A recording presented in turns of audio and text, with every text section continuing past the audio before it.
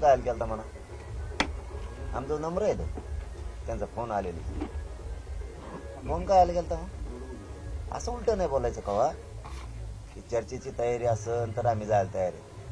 तुम्ही यावं का म्हणून रातची 12ला निघाली होती, रातची 12ला निघाली होती. मग मी झोपलो होतो तेव्हा. सरपंच म्हणले वाटतं बाबा तुम्ही सकाळी आरती झोपला बाबा, दिवसभर बेजार आहे. ठीक आहे म्हणे, मग सकाळी येतो काही अडचण नाही, पण मी आत्ता येऊ शकतो म्हणे लगेच. मग ते जमतं का मग? असं कसं खोटं बोलायचं? चर्चेला तयार होतो ना आम्ही, म्हणूनच तर ते येतो म्हणले ना. आता त्यांचं काय झालं आम्हाला तुम्हाला वेगळं, इतरांना वेगळं. तयार आहे चर्चेला तुम्ही सरकारशी? मी कधी नाही म्हणलोच नाही. नाहीला एक दिवस मान्य नाही आपल्याला. तो शिष्टमंडळ आलं तर तुम्ही भेटणार आहात त्यांना, चर्चा करणार आहात? कम ना भेटायला काय अडचण? पण तुम्ही भेटायला तयार आहात, पण कुठला राजकीय नेता रिस्क घ्यायला तयार नाही तुमच्याकडे येऊन भेटायला.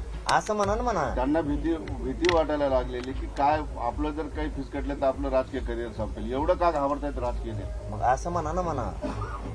त्याच्यातून फडणवीस साहेबांनी संदेश घ्यायला पाहिजे, त्यातून शिकायला पाहिजे की मराठ्यांच्या गोरगरिबांची नाराजी अंगावर घेतल्यावर पुढच्या काळात पण काय होईल. तुमच्यातला गैरसमज फडणवीस साहेब पुन्हा काढून टाका. बहुमताची सत्ता आली, मराठ्यांशिवाय आली नाही. पुन्हा मराठ्यांची लाट नाराजीचे तुमच्या विरोधात जर गेले तर येणारे दिवस हे राजकीय करिअर बरबाद करणारे असते तुमचे. म्हणून मी कालही सांगितलं शहागडच्या फुटा चौकातून, आज पण पवित्र भूमीतून शिवनेरी गडाच्या पायथ्याहून सांगतो, विनंती करून सांगतो. ते योग्य संधी आहे फडणवीस साहेब, तुम्हाला संधीचं सोनं करायची, गोरगरीब मराठ्यांचे मन जिंकायची. तुम्ही मराठ्यांच्या मागण्याची अंमलबजावणी करा. हेच मराठी गुलाल टाकून मरेपर्यंत तुम्ही दिलेल्या आरक्षणाचा तुमचा उपकार विसरणार नाही, ही आमचा या ठिकाणून शब्द आहे. आणखीन तुमच्या हातातून वेळ गेलेली नाहीत. तुम्ही आमचे वैरी नाहीत, तुम्ही आमचे शत्रू नाहीत.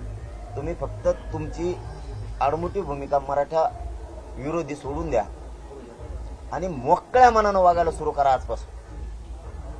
या पवित्र शिवनेरी गडावरून आमचा शब्द आहे. आम्ही सुद्धा आरक्षणासाठी फक्त तुमच्याशी भांडतोय, ते पण लोकशाही मार्गानं. आम्ही दिलेला शब्द कधीच त्याच्यात बदल नाही होऊ देणार. तुम्हाला संधी आली त्याचं सोनं करून गरीब मराठ्यांचा आता अपमान करू नका, तर सन्मान करा आणि मराठ्यांच्या मन जिंका. मराठी तुम्हाला कधीच विसरणार नाहीत. आजपासून तुम्ही मराठ्यांविषयीची तुमची भूमिका बदला, ही आम्हाला आमची तुम्हाला विनंती आहे.